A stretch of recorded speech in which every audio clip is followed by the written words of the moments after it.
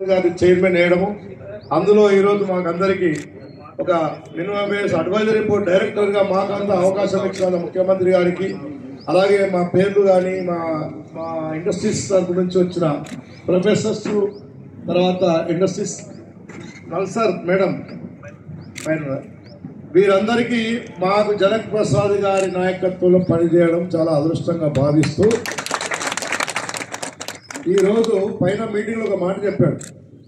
2 నెలల్లో ప్రతి ఒక్క కార్మికుడికి, ఇండస్ట్రీస్కి మంచి వాతావరణంలో మేనేజ్మెంట్కి కానీ కార్మికులకు కానీ అన్యాయం జరగకుండా ఒక 2 నెలల్లో, గత ప్రభుత్వాలను విమర్శించే లాభం లేదు, మనం ఇప్పుడు ఏం చేస్తాం, ప్రజా పరిపాలన ప్రజాప్రభుత్వం కాబట్టి 2 నెలల్లోనే అందరూ మెంబర్స్ మీరు సహకరించేసి, లేబర్ డిపార్ట్మెంట్ కూడా మనకు సహకరిస్తుంది. ప్రభుత్వం ప్రజా పరిపాలన పెద్దలు చైర్మన్ గారు ముఖ్యమంత్రితో మాట్లాడి ఫుల్ పవర్స్ ఇచ్చారు. మన ఫైనాన్స్ మినిస్టర్ కూడా ఫుల్ పవర్స్ ఇచ్చారు. ఆయన నాయకత్వంలో తెలంగాణ కార్మికులకు, ఇండస్ట్రీస్కి మంచి శుభసూచకాలు జరుగుతాయని ఈ సందర్భంగా ప్రతి ఒక్క డైరెక్టర్కి వారికి కృతజ్ఞతలు ఇచ్చిన, దూరం నుంచి వచ్చిన, విలేజ్ నుంచి వచ్చిన నాయకులకు, కార్యకర్తలకు ముఖ్యంగా శుభాకాంక్షలు మా చైర్మన్ తరఫు నుంచి జరుపుతున్నాం. ఇప్పుడు ఎవరే కానీ సన్మానం చేయాలంటే ఫస్ట్ మీ డైరెక్టర్స్కి, చైర్మన్కి సన్మానం ఒక్కొక్కరిగా లైన్ వచ్చి చేసుకుంటే బాగుంటుంది. మా గాంధీనగర్ కంటెస్టర్ కార్పొరేటర్ గుర్రం చంద్రకళ, గుర్రం శంకర్ గారు డయాస్విక్ రావాలా, బాబ్జీ గారు డయాస్విక్ రావాలా, మన సీనియర్ నాయకులు మన దగ్గర గాంధీనగర్, మాది కూడా గాంధీనగర్ లోకల్ కాబట్టి ఒక 2-3 లీడర్స్ సీనియర్ నాయకులు ముందు వేదికకు వచ్చేసి మేము ఈ కమిటీని, ఈ మా చైర్మన్ని తర్వాత ఘనంగా సన్మానిస్తాం మేము గాంధీనగర్ తరఫు నుంచి.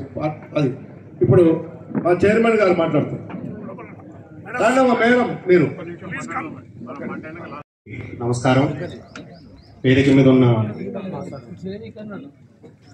చైర్మన్ జనక్ ప్రసాద్ గారికి, అలాగే అందరి సభ్యులకి మరియు మేనేజ్మెంట్ తరఫున వచ్చిన వారికి, ఐఎల్ఓ సభ్యులకి మరియు వివిధ కార్మిక సంఘాల నుంచి వచ్చిన నాతోటి కార్మిక సోదరులు, నాయకులు, కార్మిక సంఘ నాయకులు అందరికీ కూడా మరొకసారి నమస్కారం తెలుపుకుంటూ నాకు ఈ సలహా మండలి చైర్మన్గా ఇచ్చిన, డైరెక్టర్గా ఇచ్చిన శ్రీ రేవంత్ రెడ్డి గారికి, అలాగే సంజీవ్ రెడ్డి గారికి, జనక్ ప్రసాద్ గారికి, పొంగులేటి శ్రీనివాస్ రెడ్డి గారికి, అలాగే మా ఎమ్మెల్యే పాయం వెంకటేశ్వర గారికి ప్రత్యేకమైన ధన్యవాదాలు తెలియజేసుకుంటూ, ఇప్పుడు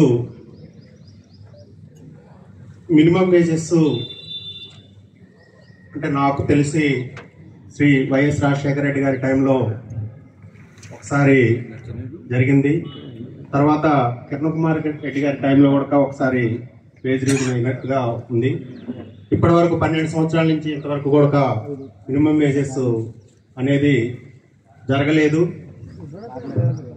మినిమం వేజెస్ పెంచే క్రమంలో మా యొక్క చైర్మన్ గారికి మేము పూర్తి సహాయ సహకారాలు అందిస్తాం.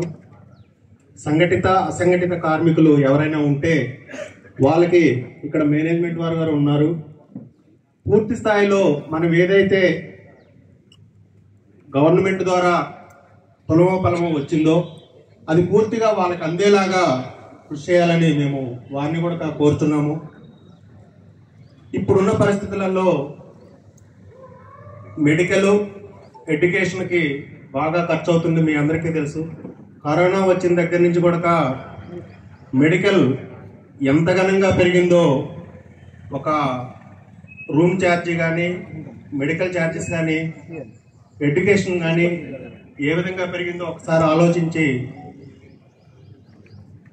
ఉన్నవాళ్ళు ఎలాగైనా వాటిని అందుకుంటారు. ఎవరైతే గ్రౌండ్ లెవెల్ కార్మికులు ఉన్నారో వాళ్ళకి అవన్నీ అందవు. దాన్ని దృష్టిలో పెట్టుకొని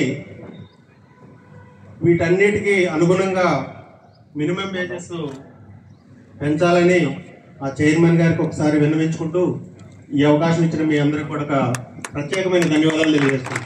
థ్యాంక్ యూ. చైర్మన్ వాళ్ళ అనుభవాలని, వారి సందేశాన్ని ఇస్తారు.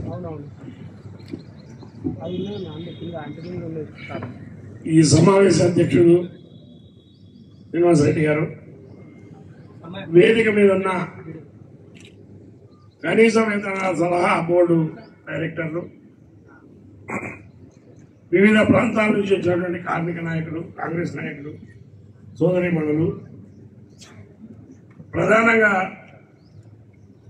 దాదాపు 13 మాసాల కింద రేవంత్ రెడ్డి గారి నాయకత్వంలో కాంగ్రెస్ ప్రభుత్వం తెలంగాణలో వచ్చింది. ప్రభుత్వం రాగానే ఎన్నో సమస్యలు ఉన్నప్పటికీ కూడా ముఖ్యమంత్రి గారు చాలా విజన్తో 25% మంది కార్మికులు ఉన్నటువంటి రాష్ట్రంలో వేతనాలు పెరగలేదు, వేతనాలు పెంచాలనే ఉద్దేశంతో సింగరేణిలో కార్మిక నాయకుడిగా ఉన్న నన్ను చైర్మన్ చేసేందుకు వారికి ప్రప్రథమంగా ధన్యవాదాలు. ఇంకొక ప్రధానమైన విషయం ఏంటంటే ముఖ్యమంత్రి గారు, ఉప ముఖ్యమంత్రి గారు, పరిశ్రమల శాఖ మంత్రి శ్రీధర్ బాబు గారు, ప్రధానంగా రాష్ట్ర ప్రభుత్వ సలహాదారు వేముల నరేందర్ రెడ్డి గారు దూరదృష్టితో ఈ రాష్ట్ర ప్రభుత్వ గౌరవం పెరగాల. గతంలో కార్మికులు విపరీతమైన నష్టపడ్డారు 10-12 ఏళ్ళు. ఆ నష్టాన్ని పూడ్చాలనే ఉద్దేశంతో ఒక మంచి నిర్ణయం తీసుకొని సలహా మండలి చైర్మన్ నియమించడమే కాదు, ఇవాళ నేను వర్క్ బోర్డు మీటింగ్ లో మాట్లాడితే నాకు చాలా సంతోషం అనిపించింది. ఏంటంటే మేనేజ్మెంట్ రిప్రజెంటేటివ్లు, కార్మికుల రిప్రజెంటేటివ్లు, వీళ్ళు కాకుండా వేతనాలు పెంచడంలో expert committee, economic and social studies ప్రొఫెసర్లు, నల్సార్ యూనివర్సిటీ ప్రొఫెసర్లు, అదేవిధంగా అంతర్జాతీయ కార్మిక సంఘం నుంచి ILO నుంచి వచ్చినటువంటి ఇతర ఆఫీసర్లు ఈ కమిటీలో పెట్టడం అనేది నిజంగా ప్రభుత్వ దూరదృష్టికి నిదర్శనం. ఇవాళ జీతాలు పెంచడం వల్ల వస్తువులు ఉత్పత్తి పెరుగుతాయి, కార్మికుల లివింగ్ కండిషన్ మంచిగా ఉంటుంది, కొత్త పరిశ్రమలు వస్తాయి, ప్రొడక్టివిటీ పెరుగుద్ది, కార్మికుల పర్చేజ్ కెపాసిటీ పెరుగుద్ది, మనీ సర్క్యులేషన్ అయింది, ఆర్థిక అభివృద్ధి జరుగుతుంది. ఎకనామిక్ థియరీ అది. ఇవాళ 10 ఏళ్లలో మీరు ఆలోచించండి, గవర్నమెంట్ క్రిటిసైజ్ చేయాలా చేయొద్దానని పక్కా పెడితే కేంద్ర ప్రభుత్వం 300% ఇన్ఫ్లేషన్ పెరిగితే జీవన విధానం అస్తవ్యస్తమైంది. అటువంటి పరిస్థితి లేకుండా మన రాష్ట్రంలో ఎకనామిక్ యాక్టివిటీ పెంచాలంటే వస్తుత్పత్తి జరగాల, వస్తుత్పత్తి జరగాలంటే ఇండస్ట్రీ ఉండాలా, ఇండస్ట్రీ ఉండాలంటే కార్మికులు ఉండాలా, కార్మికులు ఉండాలంటే వాళ్ళ జీవన విధానం ఉండాలి. ఈ చైన్తో మినిమం వేజ్ చేయాలని నిర్ణయం చేసినాం. దైవవశాత్తు అన్ని గ్రూపులను కూడా ఏకాభిప్రాయం ఇచ్చినాం. మేము ఎట్టి పరిధిలో జీతాలు పెంచాలా, రాష్ట్ర ప్రభుత్వం గౌరవం పెరగాల, పరిశ్రమలు రావాలా, కార్మికులు జీవన విధానం మంచిగా ఉండాలి. ఇది ఆబ్జెక్ట్. ఈ ఆబ్జెక్ట్ ఫుల్ఫిల్ చేయడం కోసం తప్పకుండా ఇప్పుడు చాలా మంది చెప్పారు వాళ్ళ జీవన విధానం బాగాలేదు. కొన్ని 100,000 ఇండస్ట్రీస్ లో వేజెస్ పేమెంట్ చేయట్లేదు, ఎన్ఫోర్స్మెంట్ లేదు.